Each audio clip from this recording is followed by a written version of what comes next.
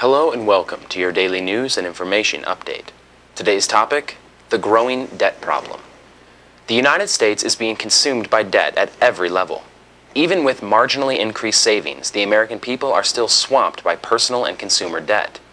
The government, federal, state, and local, spends more than it can afford and looks to China, Japan, and Europe to cover the difference. There are no sustainable spending solutions alive in Congress or the White House today. Even with the most optimistic growth prospects, the debt problem in this country gets worse and worse. The United States already carries a national debt in excess of $11.4 trillion. The president's federal budget projection shows that debt increasing to almost $16 trillion by the end of his first term in office. Should he be elected for a second term, the national debt could top $20 trillion by 2016. This is the biggest problem facing the U.S. today. The national debt and the federal deficits which have created it is the compounded result of overspending, over-importing, outsourcing, unemployment, and tax reductions over the past 30 years. Our national debt has grown over 1,000% since President Reagan's inauguration, and there is no end in sight. There is no escaping this growing dilemma, regardless of how hard Congress and the White House have tried. The combined fiscal irresponsibility of both parties over the past 3 decades has put the Obama administration in a position where it has only one option. It must raise taxes across the board in order to supplement the collapse of America's budget. Americans are opposed to taxation on almost a fundamental level. It harkens back to the days of no taxation without representation nearly 250 years ago. Yet we all must come to grips with the fact that it is mathematically impossible to increase outlays while decreasing revenue.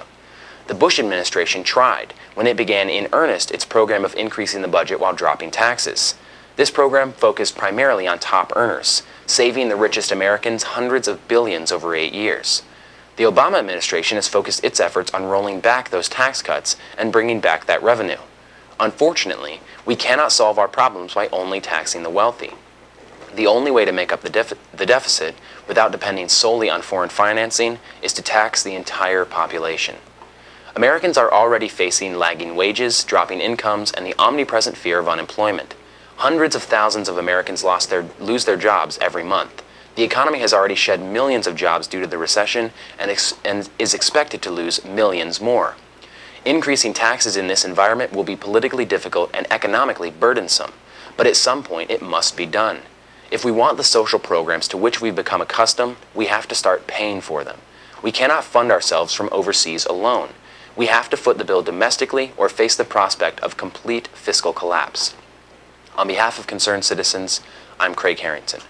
For more on this and other related topics, please tune in daily to economyincrisis.org. What is to become of us? Why are we oblivious, spiraling down and out of control? Better start yelling out, America is selling out. Factories, industries, heart and